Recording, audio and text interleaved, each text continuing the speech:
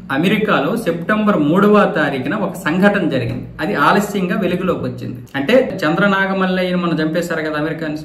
అంటే అంతకంటే ముందే జరిగింది. సెప్టెంబర్ 3వ తారీఖున మహబూబ్ నగర్ నుంచి నిజాముద్దీన్ అనే వ్యక్తి చదువుకోవడానికి వెళ్ళాడు. ఒక స్టూడెంట్ చదువుకుంటున్నాడు ఇప్పటికి కూడా. అయితే సెప్టెంబర్ 3వ తారీఖున తన రూమ్మేట్స్ తో నిజాముద్దీన్ కి మరికొంతమందికి ఏదో తగు వచ్చిందంట.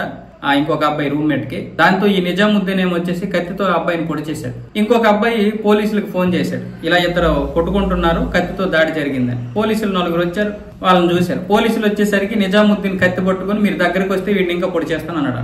దాంతో వాళ్ళు ఏం చేశారంటే పక్కనున్న అబ్బాయి, అప్పటికే అబ్బాయికి రక్తం చాలా పోయింది, మళ్ళీ మరొక 2 కత్తిపోట్లు వేస్తే చనిపోతాడని వద్దు అని వారిస్తే మళ్ళీ దగ్గరికి వెళ్లి కత్తిపోటు పొడడానికి చూశాడంట. అంటే పోలీసుల నుంచి రక్షణ పొందడానికి. పోలీసులకు మరి ఇంకేం చెయ్యాలో అర్థం కాక మరి మొత్తానికి ఏమో తెలియదు కానీ వాళ్ళు 4 రౌండ్లతో నిజాముద్దీన్ ని చంపేశారు. ఇంకా పైగా భారతీయుడు. ఇప్పుడు భారతీయులు అంటే ఇంకా కోపం మీద ఉన్నారు వాళ్ళు జరుగుతున్నటువంటి సంఘటనలు. దాంతో పాటు బయట నుండి వచ్చినటువంటి ఈ విదేశీయులు ఇష్టం వచ్చినట్లుగా ప్రవర్తిస్తుంటే అమెరికా పరువు పోతుంది ఈ హత్యల వల్ల.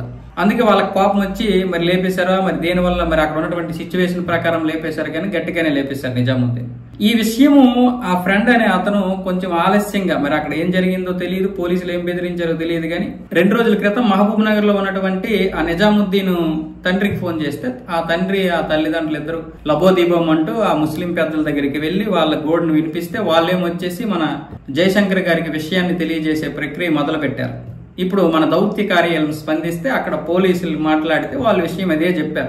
మాకు సెప్టెంబర్ 3వ తారీఖు ఉదయం 6:08 911 అనే ఫోన్ నుంచి మాకు ఫోన్ వచ్చింది, విషయం చెప్పారు, మేము వెళ్ళాము. అప్పటికే ఒక అబ్బాయి పూర్తిగా రక్తమొడుగులో ఉన్నాడు. ఈ పొడిసిన అతను నిజాముద్దీన్ అనే అతను ఇంకా కోపంతో ఉన్నాడు, మాపై కూడా దాడి చేశాడు, లేదనుకుంటే ఇతను కూడా చంపేస్తాను మీరు వెళ్ళకపోతే అన్నాడు. దాంతో మేము అబ్బాయి మీద కాల్పులు జరిపాము, వాడు అక్కడికక్కడే చనిపోయాడు అని పోలీసులు అయితే ఒక వాంగ్మూలం ఇచ్చారు.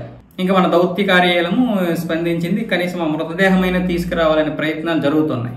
కాబట్టి బయటికి వెళ్ళినటువంటి వారు జాగ్రత్తగా ఉండాలి. భారతదేశంలో ఇష్టం వచ్చినట్లుగా కత్తులు చూపిస్తున్నామంటే అక్కడ చూపిస్తే కుదరదు. పైగా శ్రీరామనవమి చేసుకున్న తప్పే, ఇక్కడ కత్తులు పట్టుకొని మరీ దోస్తారు ఈ దేశంలో. మళ్ళీ ఏమనంటే మర్తోన్మోదులని మనల్ని అంటారు, అదొక దౌర్భాగ్యం. భారతదేశంలాగా అన్ని సాగవు. ఇష్టం వచ్చినట్లు ఎక్కడ పెడితే అక్కడ కత్తి పట్టుకుంటాం. అంటే నాకు నిజాముద్దీన్ మీద కేవలం ఎటువంటి కోపము లేదు, అలా జరగడం మంచిది అని నేనేమన్నా. ఎందుకంటే మొన్న చంద్రనాగమల్లయ్య కూడా చనిపోయారు.